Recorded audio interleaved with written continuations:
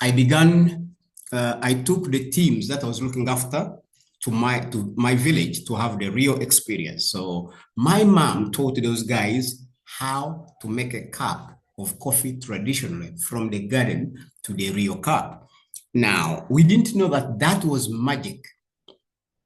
So in 2006, I also was taken to London to have an experience of their culture.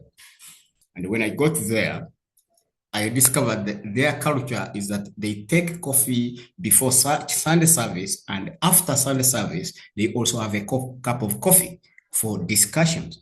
So I asked them where they get coffee from. And from that moment, I began to think outside, they say outside the box, but that is what I thought. And I said, oh, if I begin to prepare good coffee from my village, then I can do coffee as a business. So that ideology started from there of international business. So when I returned home, I shared this with my parents, the elders of the community, and we began to process coffee because coffee is a tradition to us. So then my colleagues and people I was working with used to take their coffee as a gift to their families.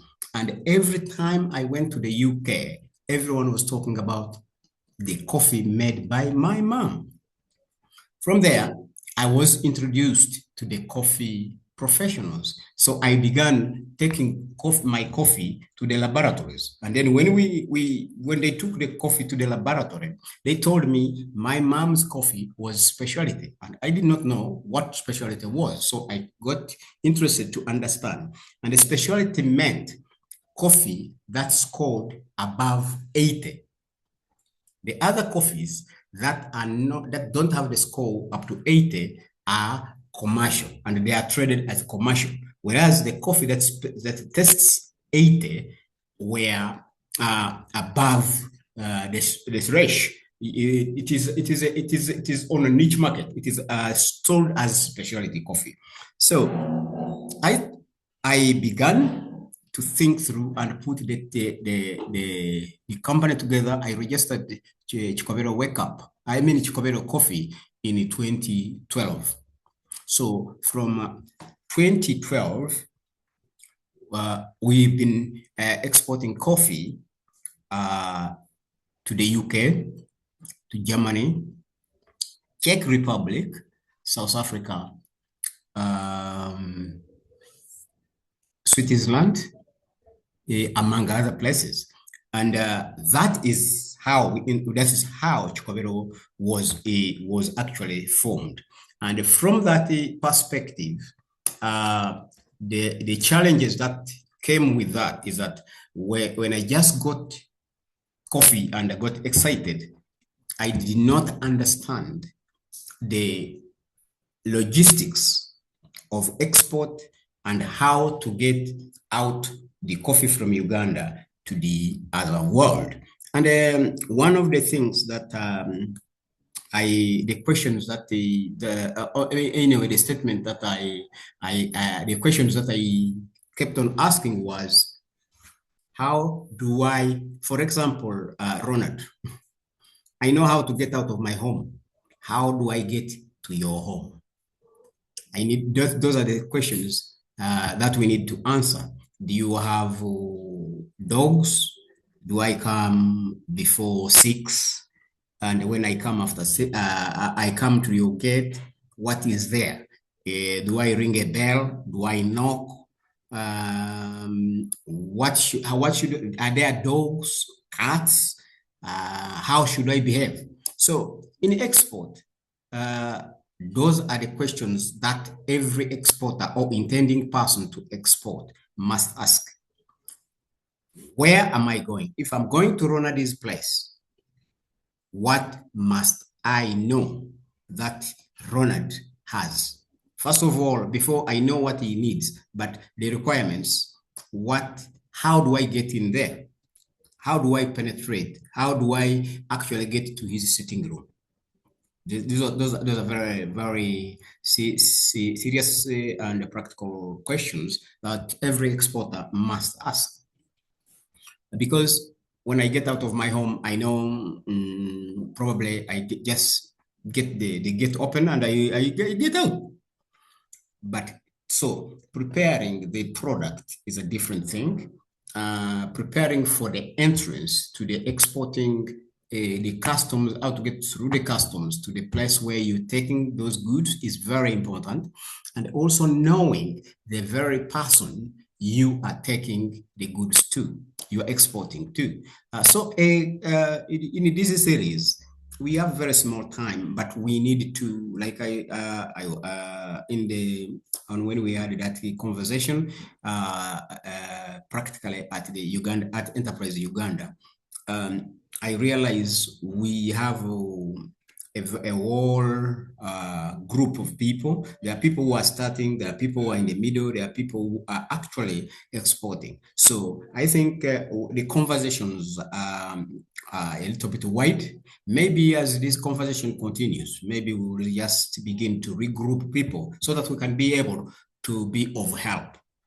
Otherwise, I think to open up, maybe I can be directed. That is simply what I do. All right. Thank you so much for that intro. And we totally appreciate the work which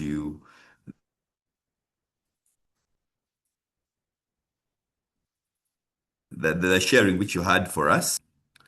I'm aware that you had shared your presentation. I don't know whether Grace can put it up.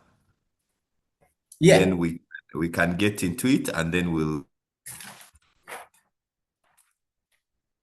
will have an opportunity for people to ask questions.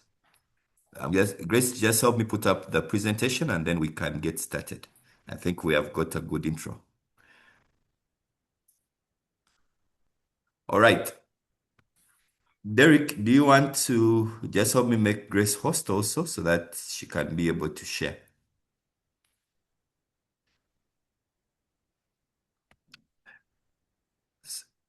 Good. Yeah, so please, Grace, go ahead and share the presentation. Then I will allow Bwana Martin to just get into what he had prepared, and then we can get going.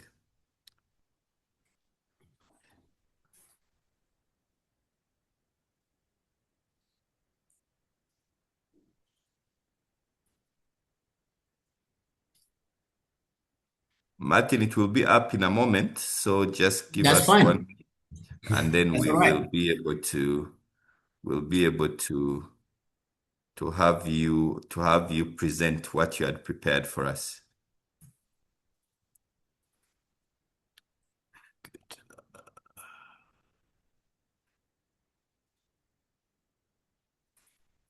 Just 1 minute. Getting. All right. I think there it comes. Uh-huh.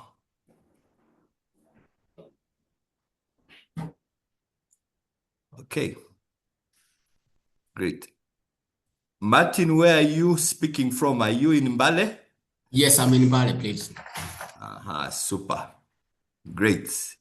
So we were just trying to get the presentation up, and then we can be able to get going. You had prepared for us a good presentation. Grace, are you able to put it up?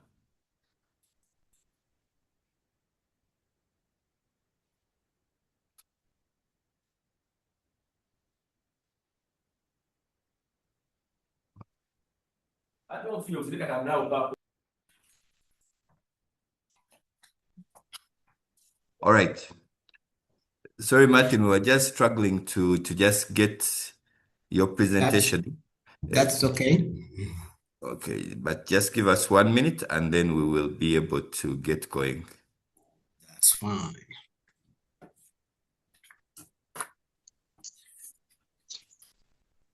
Grace, have you succeeded now? No, not yet. Okay. Derek, are you able to share?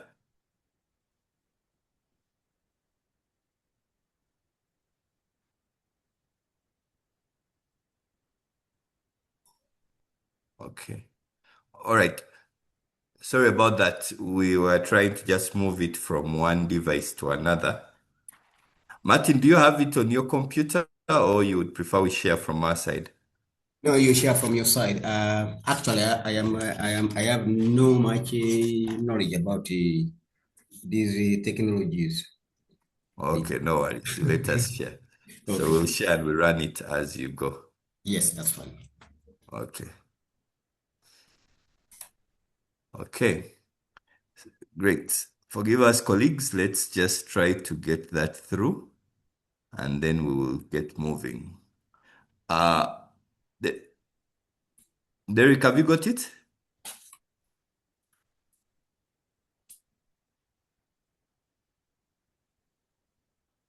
Okay. I think we have it moving now. Now we will get going. Okay. So as I wait for Grace, just share it with Derek again. I think he hadn't picked it, but share it and then you can share it on the email. Then we can get that moving.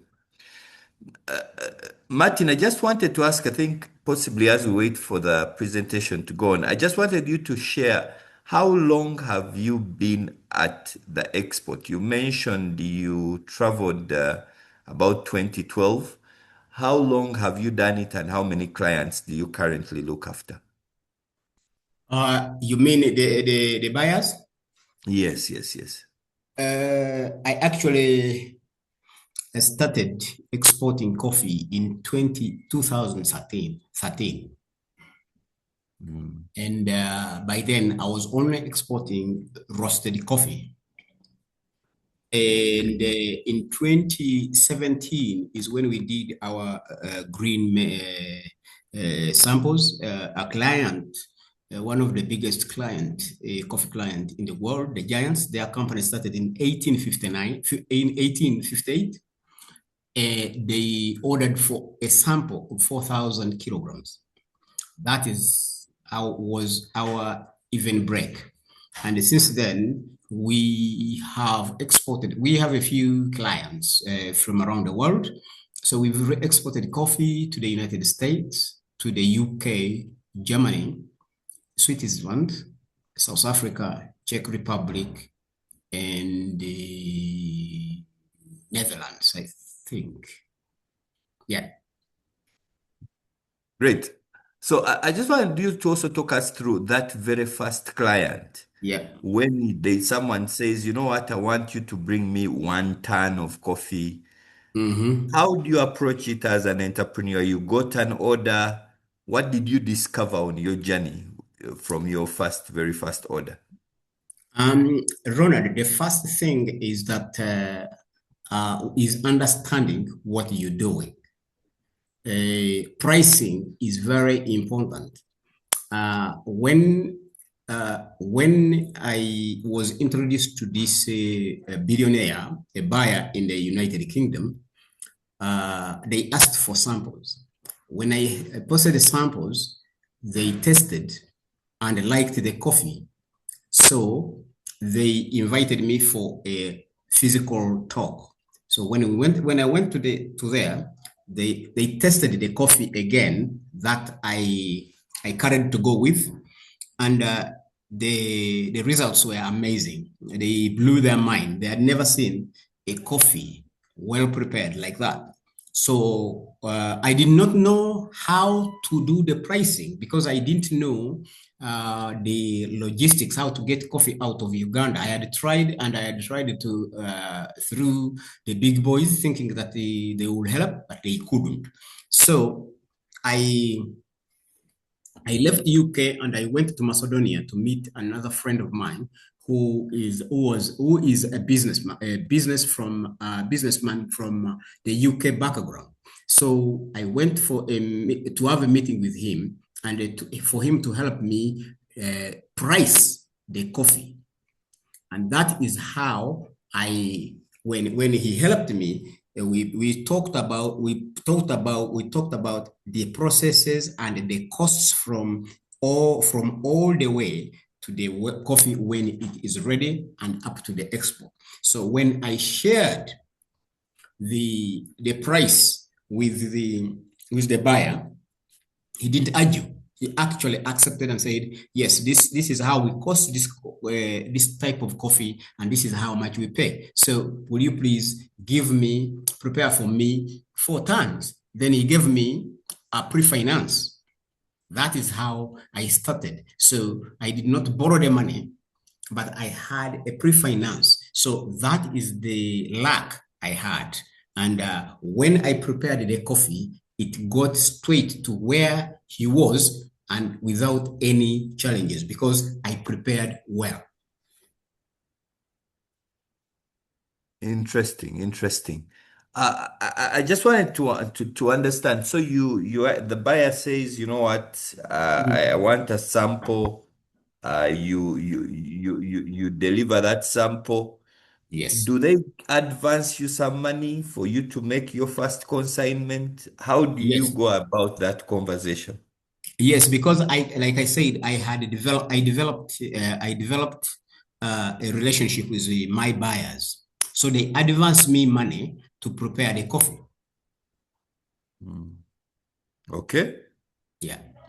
So when you get this advance to prepare the coffee, you have to come back to Mbale to collect Yes. it. Did you have it all in your garden? Did you have to engage some of the farmers around you to be able to make the consignment? Now, like I say, Ronald, when I came back with the idea since 2006, I taught the entire sub-county how to prepare good coffee. Now, at the moment, I have trained 420 farmers from my village to produce the exact coffee I want. So it is a collection of farmers that I have. The coffee does not come from my garden alone. These farmers actually produce about 2.1 million kilograms of coffee, but I am able to process only 1%, and the rest is sold to other big companies that buy their coffee. Okay. I just wanted you to talk us through a bit more on that question of getting the community. People have tried to get the community to do things. How Mm. do you make sure the community remains loyal to you, to the standards which you have set out? I think it starts from the very word go. First of all, my community was called a dark one. Nothing was happening there. And everybody, they looked at coffee as just tradition, but they didn't see the value. When I went, I told them what we're going to do. And I assured them of the market and a good market, which I delivered. Now, the people who had abandoned the coffee began to work after coffee. I have 4 agronomists. I have 4 field workers who work with our farmer, who trains them what to do. I don't just wake up and say, I'm going to do this. I have trained farmers how to do. And for example, at the moment, actually, my sub-county is the leading producer of coffee in this country. They produce the best coffee. They produce also volumes. So that is how I have control of the supply. Interesting. Great. Let me just put possibly you run us through. I think one of the things when you talk about 420 farmers, Yes, one of the things which comes to mind is this conversation of how to build some kind of supply chain. exactly. But I've had many people who say, I have my farmers, but people come and they give them better prices. Yeah. Do you sign contracts with them? How do you make sure that that relationship is solid? Uh, like I said, Ronald, when I started this, I knew what I was doing. Now, remember every other company that comes to my village to buy coffee, they don't come from my village. 2, I am the one who makes decisions of how much I'm selling the coffee and how much I'm buying. So I'm the final person. All people who come to buy coffee, they are all workers. They don't make decision. So for me, in my village, I am the one who sets the price, and that is what everybody else go for. No one can come and make a price. It is me who sets the price. So, and also I have a number of benefits that I have for farmers. For example, I've built 2 primary schools. And our farmer, because there were people used to say we don't have money to pay for school fees. Then I designed a program that you bring children to school, you will pay coffee later. But to get to the answer of do you sign contracts? Yes, we sign contracts. But like I said, the coffee they produce, the volumes are bigger than me. And they will always bring to me before they take anywhere else. Yes. Because I also have a bonus after I sell. That is from my profits. I have made a bonus for my farmers. And then also I have another benefit for those who keep the records. If they how they prepared the coffee, what they spent it during the production, the processes. So I have a number of inspirations that I have done that people really enjoy. Okay. Yeah. So the engagement of the community, in my opinion, you are saying it helps with creating that kind of community where people can be able to feel like that they should come to Martin, who is within their community, but possibly also offers a better price since you are selling specialty coffee. I see a hand from Marvin, but before I possibly ask Marvin to ask his question, I just want Martin, the exporting means also working with a couple of regulators. What has been your experience working with the regulators? In this case, have you had to engage the standards body? Have you had to engage the taxman? What has been your experience in that regard? Yes, I have all those things fall in. For example, when you say the quality or something like that, I am above the whatever I produce. That's actually that is my weakness, is to produce the highest quality. Now, that is the first thing I did was to understand the real need of the customer. So the quality, before I came down to work on the supply chain, I knew exactly what to produce. So when the regulatory bodies come, they just look at what I do and they are like, how do you do it? So I have no problem with that. Then the taxes, also I enjoy paying taxes. So, and coffee, we pay, what is it called? Cess. So there is no much complications in working with everyone else. Like, for example, I don't own a hala where to mill. All those are people I work with. So all those people actually, when you're working in export, they just fit in if you have planned very well. I'm not sure is that clear? We can hear you. We can hear you. Okay.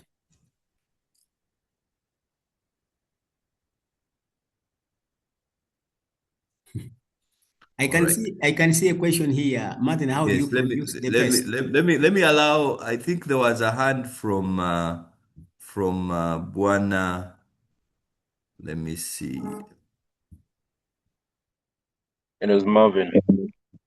It was from me. Yes, Marvin, please go ahead.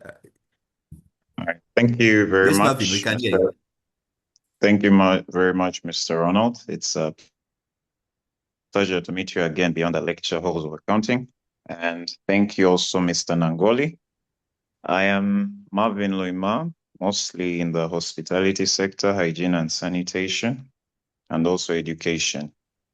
Mr. Nangoli has shared with us quite a number of things, but the question that I liked from Ronald was the one of how do you ensure that they don't sell to anyone else?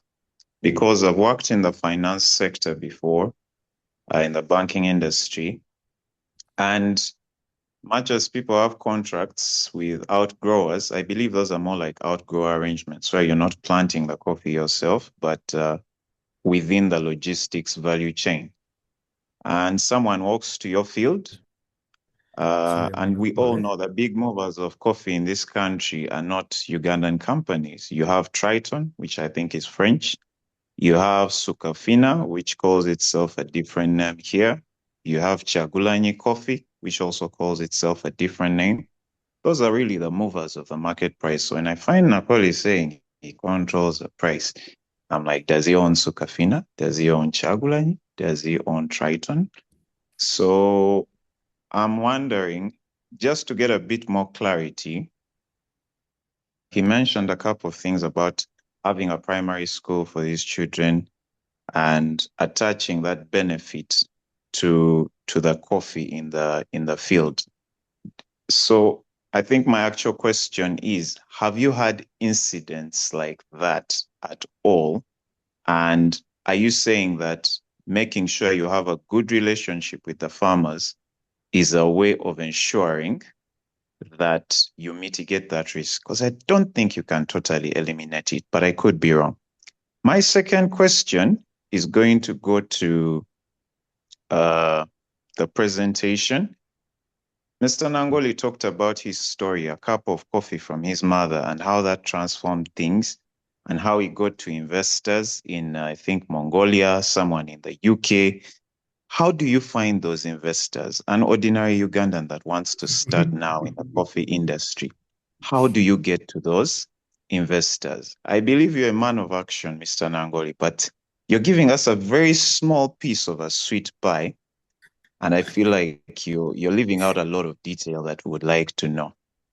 I think for me, the third question will actually be, does Enterprise Uganda have a module for public speaking, especially for its entrepreneurs? Because I'm part of a club called Toastmasters, and sometimes people have a lot to share, but are not very able to articulate the ideas. And just a small bit of communication here and there might help them, because I feel like Mr. Nangoli is very knowledgeable. He's a man of action, but he's giving us a very small piece of a sweet pie. Thank you, Ronald. That's my submission. All right. Thank you, Mr. Nangole. I think, Mr. Nangole, one thing which might be helpful, especially to Marvin's question, is to paint the picture of what exactly specialty coffee means. My understanding is that you serve a very small niche market, which possibly pays a premium, but you could be able to explain that. And then you talked about working in this sub-county, which is the highest producer of coffee. How have you created a niche for yourself? Because that might possibly talk to how you have selected your 420 farmers, and how you have kept a strong relationship to serve your market. Just possibly paint a picture on that, and then we can be able to proceed. Thank you very much, Marvin. And I think that is true. You need to be looking into what I am saying, and then you pick it.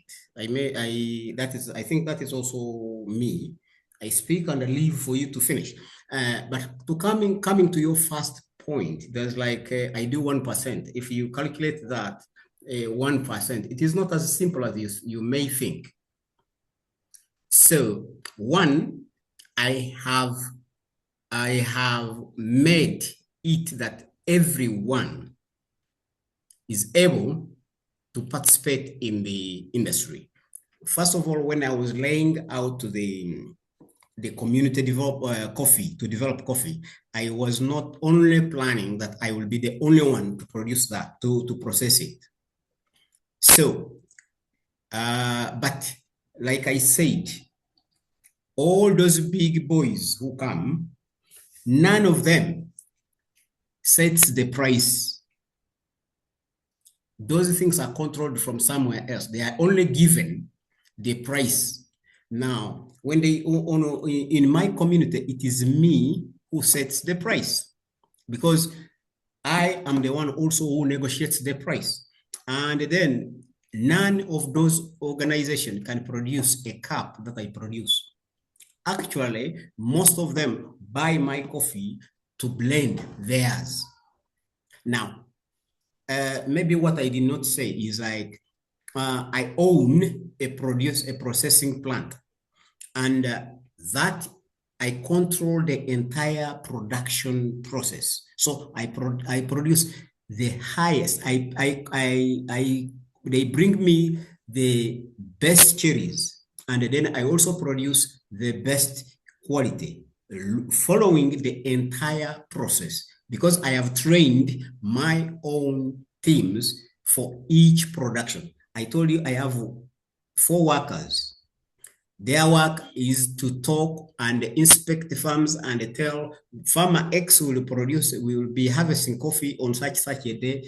Farmer good so has this kind of a problem. So we know exactly the needs of people, and we have mechanism of solving them. And then when coffee time comes, people know their obligations. That is one. Then today. Well, Martin, Yes. possibly as you before you leave that point, Yeah. how does your price compare to the price of Chagalanyi and what you pay the farmer? Do you pay them much higher, slightly higher, about the same? Slightly higher. But also now, when we set the price, we say, for example, the season starts, and then we say, this season, a kilo of cherries will be costing 3,500. Now, no one else will come and say we are going to buy at 4. Most people will say, oh, we will have at 3,200 or 3,000. For us, we've said 350, 3,500, and that is it. So most of the people will come to buy coffee because they only come during harvest. So they don't have much choice. So, and because I intend to build the best wash station in the country and a little bit bigger.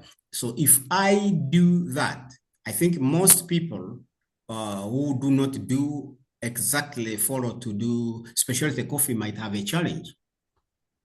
Because maybe to also give it a little bit of information, I don't sell basing on New York price or London. No, I only negotiate my own price. Like, for example, I showed in the class the other day, one of my contracts, 2018, I was selling green coffee at FOT, $5.150 per kilo. No one in this country was selling at that price.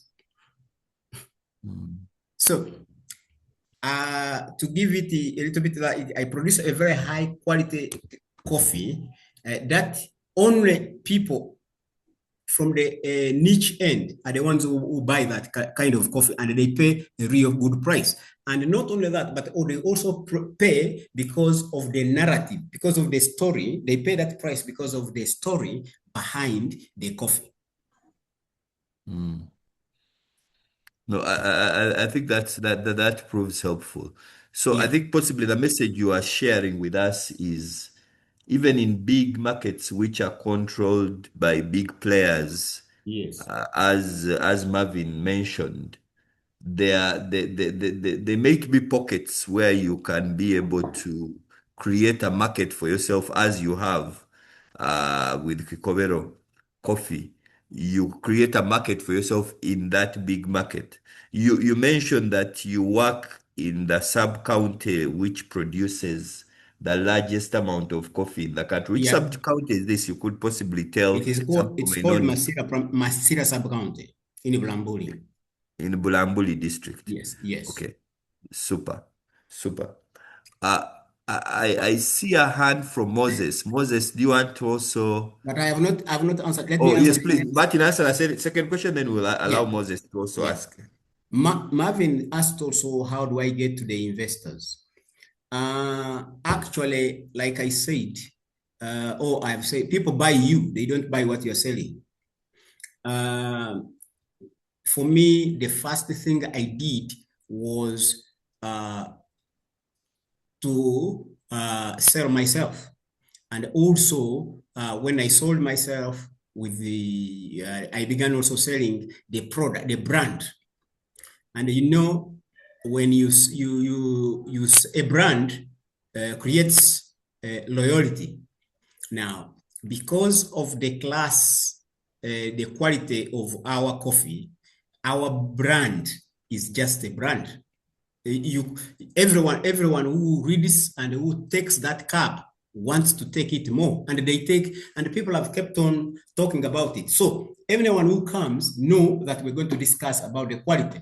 So they have tried all possible way to find a fault, and they don't. So that's what people go for. So for anyone who is intending, most especially in agriculture products, please, your brand is very important before you go to marketing, because marketing creates awareness, but the brand creates loyalty. Now, people get like I mentioned the other time, like in whatever I said in 2018, after a number of European countries testing the coffee, I was approached to sell the brand at £1 million. And then I said, I do not want, because that I am not inspired by just getting money. My inspiration was to develop my entire community so that people get jobs, take their children to school. I have one, I actually want, I have a small,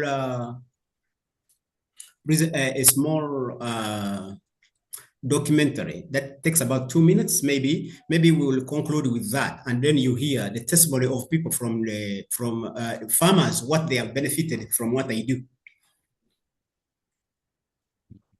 All right, I'll ask Grace to look that up, and then we could be able to share it. Yes.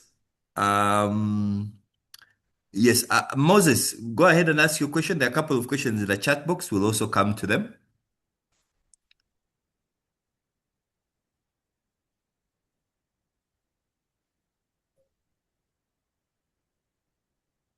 Yes, Brother Moses? Hello? Yes, Moses, we can Yes. hear you. Are you getting me now? Yes. Yes, we can.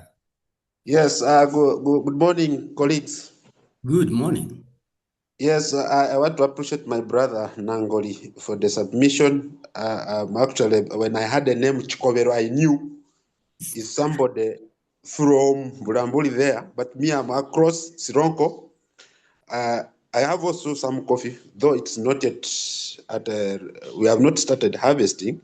It is now 2 years. I think the first bunch has started flowering, about 15 acres. But following that submission of yours, I wish to join you. I be one of your suppliers in that area.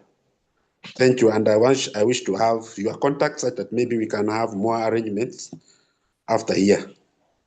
That's amazing. Thank you, Moses from the Sironko Hill. Yes. Yes, I think I'm going to request me Bwana Martin to put his number in the chat box so that we can be able to you can be able to make a connection. And I imagine those of you who are doing coffee in the region, you may find it interesting to see how you can be able to run, especially the specialty, which is not the normal market, but what we'd call the higher end market. Yes, Martin, there is another question which we have in here. And Yeah. this one is about what about the question of we know that yes, Martin has put his number in the chat box. Moses, I hope you have picked it up. Marvin asks about the European deforestation regulations. How have those affected you? Were you in a good place? Weren't you in a good place? Has that affected you? No, that the deforestation registration did not affect me at all. It came into they actually they made a policy when I had already put my own traceability programs. I had already trained my farmers. I had done one, so immediately they put that out. I submitted my data, and I was approved with the UDR compliance. October 2024. I think I must have been the first one in the country to be approved. Also, for your 420 farmers, you already had a traceability plan, which you Yes. had already embedded. Okay. Yes. But possibly you can, for those of us who are not in the coffee sector, you can talk a bit more. Marvin may know a bit more about the deforestation requirements. But what is this regulation saying to coffee farmers? It is simply saying where the point here is still what I've been saying, the story behind the coffee. Where is this coffee produced from? What are the processes? Which are the farms? Is it the ones from the cutting down the trees or forests? So that is actually the very essence of it. They want to know exact. Someone is seated in London, someone is seated in Geneva, and it is sipping his cup, and he puts a GPS and knows that this coffee comes from the hills of Kikobero, and this is the farm. When he puts his GPS, he sees the farm. So when you say this coffee is grown at an altitude of 1,900 900 meters above sea level, and then when he looks at it in London, it is the same. So many people have been talking, you see, many people have been having organic certified, but they have been having it on paper rather than practically from the gardens. So you would find someone say, I have 10,000 farmers. In actual sense, they are not around. So the UDR is making sure that what you are saying is correct. If I say Kikobero village, does it exist? Hopefully I'm clear. Lovely, lovely, lovely. Very interesting. Yeah. Thanks a lot for that. Now, Solomon says, I'm in the coffee space trying to do the same thing as Martin. Very inspired by your story. What would you tell someone who is in the cocoa? He said he's in the cocoa space. I think he wants to replicate what you have managed to do in the coffee sector in the cocoa space. How should he approach it? I think the principles are the same. It is just the different crop, but the principles are the same. Now, coffee, like for example, we have a program called Markup here, which is sponsored by European Union, and it deals with it began with coffee and cocoa, then added the avocado later. And they have been trying to educate people to understand what is needed in those markets. Because why this is important is that if your customer is in the European Union, then you must know what regulations or what requirements are needed for you to take cocoa in the European Union. Now, you have to work backward after knowing your market. So this is good. We can have a conversation, probably one-on-one at some point, and then I ask a few questions because where you've started from. I am not telling you that you start from where I started, but we look at what stage you are at, and then we begin from there.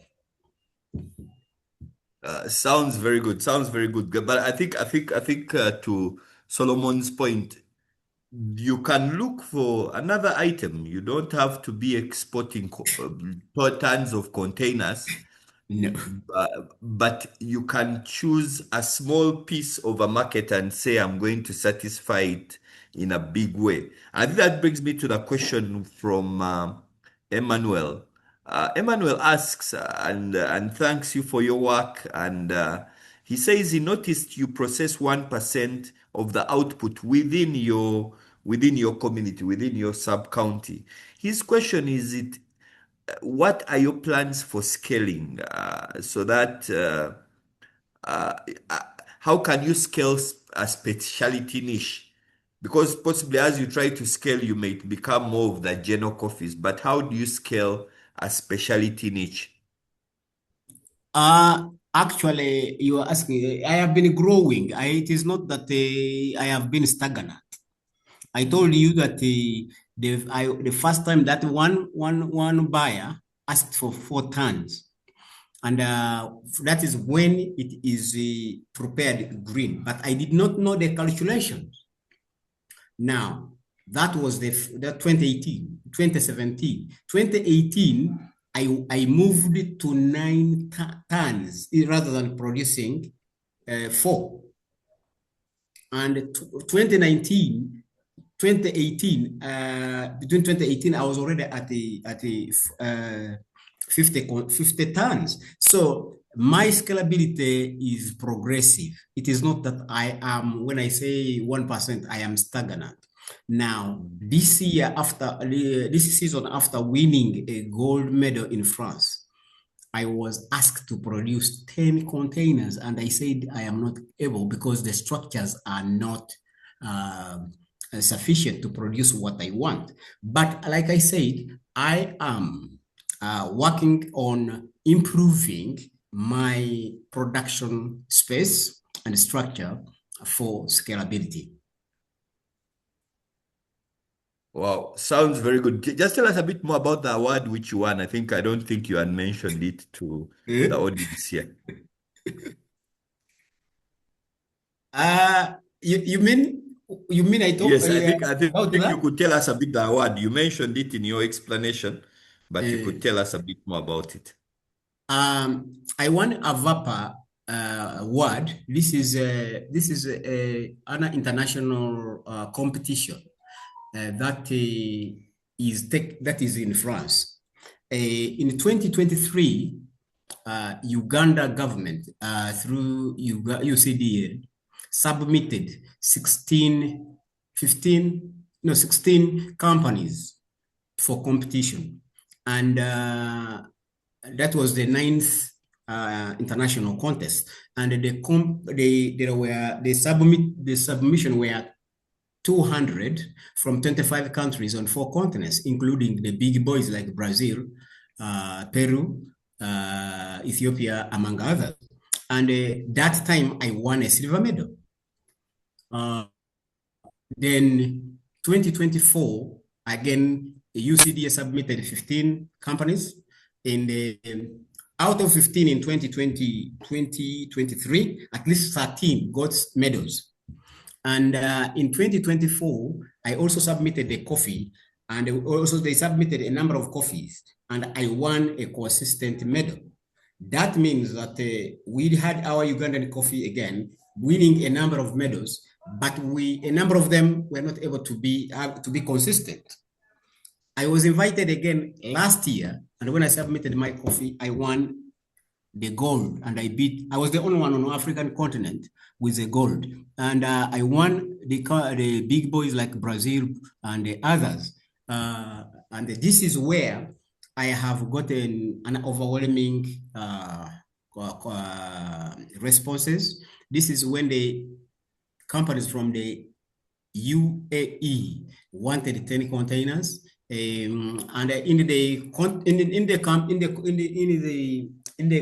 the contest, an Australian paid for me to be there because he wanted to prove that I actually have a consistent coffee. So that is it. Now the world when they are counting the five best world coffee producers and the roasters, I'm among them. Interesting, interesting. So they, as you mentioned, part of what happened as a result of winning that award was this demand of 12, you say 12 containers. How I have does more that than compare to your current capacity, and what will it take to be able to meet such an order? no. What I'm saying, I responded to those guys and they said I can produce three. And yes, for me, I do not produce coffee then you just buy. I produce coffee on order. Mm. So the people who want coffee in the coming season are beginning to place their orders, and then I say I will be able to do this. If someone may say I want three, and I say I will do one. Okay. Yeah. Before, one of the major problems I got was I locked people outside and I only dealt with the UK. Now, that was the biggest mistake I made ever, putting my eggs in one basket. And I would warn every exporter and anyone trying to do export not to think in one direction. Because when people get familiar to you, they hit you the best. Yes. Now, that's very helpful information. I see a message here from, yes, Andrew says, thank you, Martin. I'm based in Bukedia and interested in growing coffee. Could you know a reliable supply of quality Robusta coffee seedlings around? Andrew is based in Bukedia, downhill. Um, Michael says, this is very good information for someone like me just starting out. I hope to benchmark on my area code in Chegegwa district. Great, thank you, Andrew. Grace has shared the presentation in the chat box. You'll be able to get a copy of it if you want to take a look deeper. I think Martin chose to do a conversation, but I think a lot of the information is within that presentation which Grace has shared. Emmanuel says, Martin, why don't you create a coffee academy and just turn the place the coffee village so that tourism is embedded in there? What are your thoughts? How do we visit you, Martin? I think that's what Emmanuel is saying. Can we come and spend a day, spend a couple of nights and see what you're doing in the community? I will begin with this, Emmanuel. This is very interesting. Are you in my head? Because after doing primary schools, now people come up and began to do primary schools and they began to pick. So I left. I have now turned one of the primary schools into specialty coffee academy. So Emmanuel, very soon you will be able to be there. And the kind of what academy I'm setting is that you may think the people who drink coffee over the other side know exactly what coffee is, but most of them think coffee is manufactured in factories. So I am setting up the academy that teaches both from the farming and production side and also the consumer side. So that is in progress, actually. Interesting, interesting.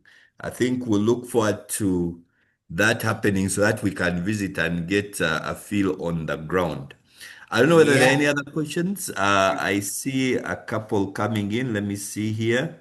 Yes, great.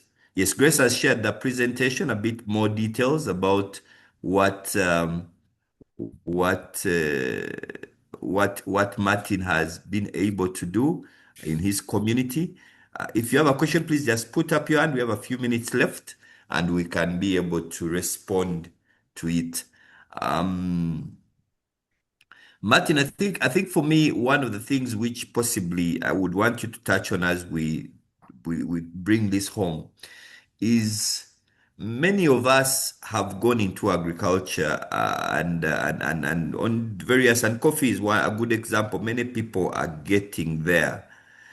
How should someone entering agriculture think? How do you think globally? How do you think answering the market need when you are starting out? I think some people feel like the only way I can sell is to sell to those big buyers who exist. What kind of mindset should someone have to be able to start out with their farm, maybe small, but they are trying to say you are thinking for the global market? I think that is a very serious question, and I am still trying to understand what everybody needs to do. God has created us very differently, and we think differently, and those are the things that actually we needed to look at, because someone might hear my story and then does not know how I work. I actually make noise, but how do I produce the coffee? That would be the question. You should know that I have developed systems. I only control them. For example, so if someone is going to get into coffee, let's give coffee. Every agricultural product is well received in the world because people have to eat. But if we take coffee, I would like to ask, if you are thinking of entering into coffee, what stage are you taking it? Because you can be a farmer, you can be a processor, a producer, a manufacturer, or a trader. Where do you want to be? Now, if you answer that question, then also you go to the question of how am I going to do this? Because, like, for example, someone might say, oh, I'm going to go to my village and plan. How long will it take you to organize your community? Because I am talking about 20 years ago. My story is not for yesterday. So when you look at this, and there must have been also shocks that have happened between my journey and how did I dealt with, how did I deal with those things? How do I deal with the daily things that come along? Now, our perspective exporters, everyone getting to be an entrepreneur, you should study and know your capacity as you. What are you? Are you an innovator? Are you a thinker? Are you a, so that those are all things, because I've seen some people say, oh, I'm now going into coffee. There is a lot of money. Yes, there's money in coffee, you like or not, money is there. But at what stage? So if you're going to be in farm, how are you going to carry the farm work? Are you going to do it yourself, or you're going to train people to do it? Now, for me, you hear me as a farmer, but do I actually stay in the garden to farm? No, I have told you I've trained farmers 420 to exactly produce what I want. Now, from there, I have processors. I have trained processors who do exactly and follow the criteria I have set. Now, when I get out of there, I have producers. Those who produce the coffee, they have processed. And also they do exactly what I have said. Then from there, I go to the manufacturing is the roasting of coffee. Now it has moved from being produced, it is being manufactured and packed ready for consumption. I also have the concept, and that one I do it from Makerere University Agriculture Institute Research Station Center in Kabanyuru, Gayaza, where I roast coffee from. One will say, why don't I have my own roastery? I can, but I have reason, because when I roast from Makerere, that is the best roastery in Africa, but I don't think many people know. And that is why I always roast consistently. Am I the one who roasts? No, it is the team that is there that roasts. But the accreditation, because this is my brand, is how. So if you are going into coffee, and if you were with me or you are starting, I would ask you questions. Which stage are you going to take coffee? then maybe I advise you. And then as probably if you want to do the entire value chain, then I tell you, you can do this, or you can go at this stage as you work backward to develop your entire process. Wow. Very good conversation. Which part of the value chain are you going to enter? You have to answer that question. At what point do you want to get in? I think that's an important question that Martin has shared with us. Emmanuel says, responding, the Bukedia person had asked about, I think Bukedia is a bit on the lower, Yes. the lower level. That means they would be doing I can briefly answer that. Now, yes, please. Bukedia is actually a Bugisu anyway.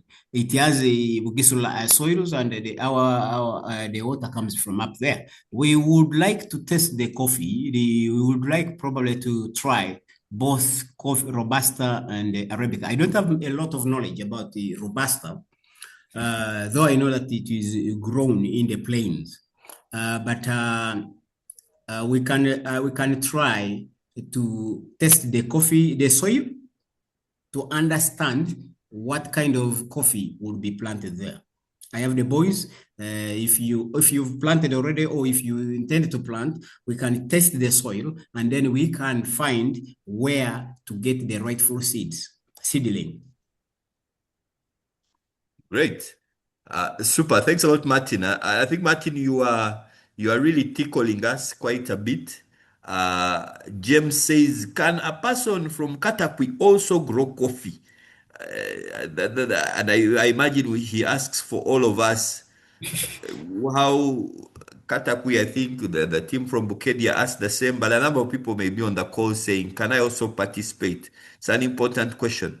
Dennis says, hello, Martin. Martin has a lot of information on coffee, which we are missing out of any time for details on the roster in Makere. I think here Dennis is talking about the idea that there is an information out there. For example, you don't need to own a roster for yourself, but you can go yes, and be able to roast with the best roster in the continent by simply going to Cabanura and using it. And I imagine if Martin can use it, someone else can also bring their coffee and use it the same way. Those are important pieces of information that can be transformational. Yes, Martin, I don't know whether, let me see if there is any hand I don't see any hand. Great. So Martin, as we bring this home, once again, I just wanted to ask you, as you summarize the conversation today, many of us at that point where we are saying, you know what, we have seen what Martin has done for the last 20 years. We want to be able to start this journey, walk this journey. Are there any networks we can be part of? How do we get into an environment where we can be able to walk this journey? There are some networks which you know of that you could recommend, those who are on the call interested in coffee specifically to be able to join. Yes, Ronald, this is a very interesting. You see, in our country, I don't know, but I lived and I didn't have a mentor. So I had to figure out everything by myself. And now I cannot live. I have said I don't want to die with knowledge. And at this age of mine, I have to pass it on. And I would like to mentor as many people as possible for those who feel I have some knowledge. And for links to do certain things, definitely links are there. But what are you taking there? You must know what you're doing before you fit in. So, and also to answer the person from Katakwi who said, can he plant coffee in Katakwi? Yes, I think coffee now is being planted all over the country, and it is only best for you to do a good study to have the coffee. Like, for example, the Teso corridor is a kind of, it doesn't have the same rainfall we have in the mountains. we would look into what variety will survive in such kind of environment.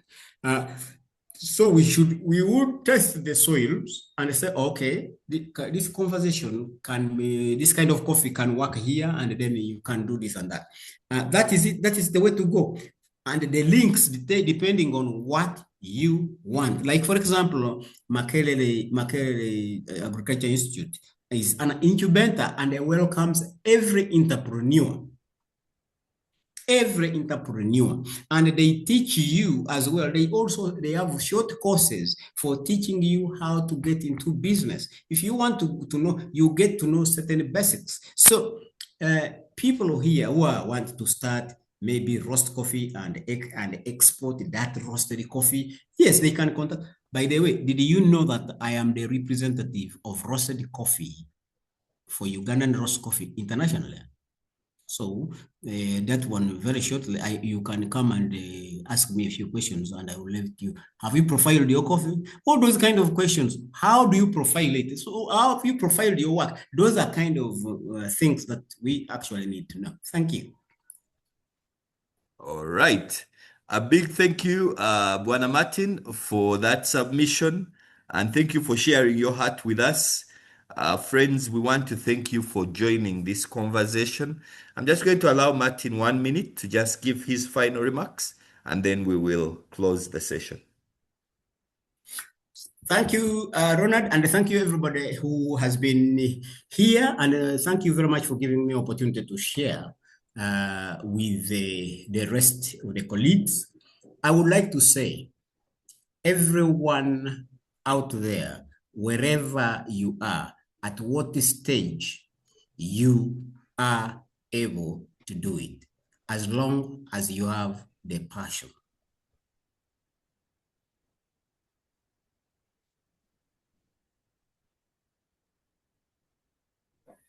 Get out and do it.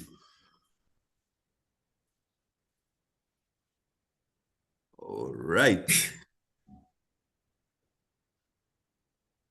Yep.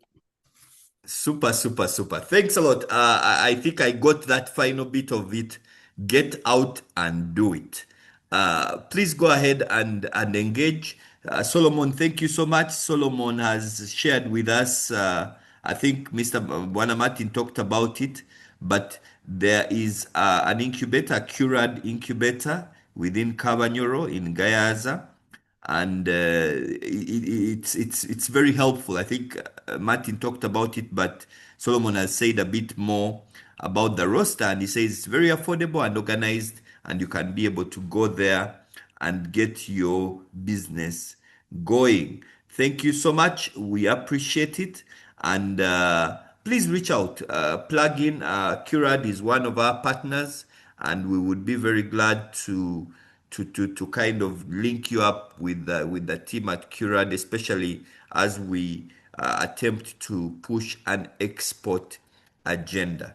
Thank you so much. Maybe to add on that, sorry, if you those people who are trying to think of NBS, Curad will be the best place for you to have a UNBS, evaluated for UNBS and get it as a, because you do not have the facilities to have it. But at Curad, you will be able to be audited, and you can get an NBS as soon as possible.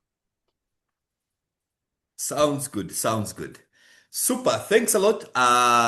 Friends, thank you for joining the call. We totally appreciate you every time you take off time to come and join. We will keep, on behalf of Enterprise Uganda, we'll keep going out there sourcing for amazing resources like Bwana Martin, Nangoli, who have walked the journey. And really, if you can pick a lesson or two, you pick it and you get on your journey.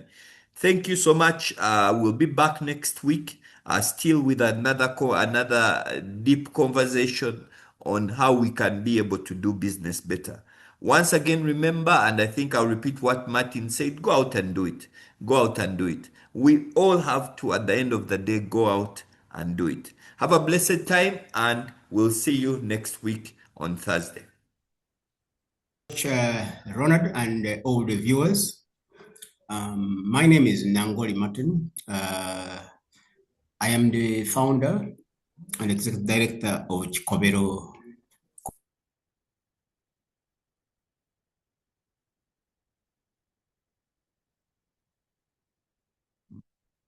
Martin, I think we keep losing you a bit. Okay. Okay, that's better. You might have to lower your screen a bit. That's better. We can see you a bit better now. Yeah. I was saying, I am a founder of Kikobero Coffee.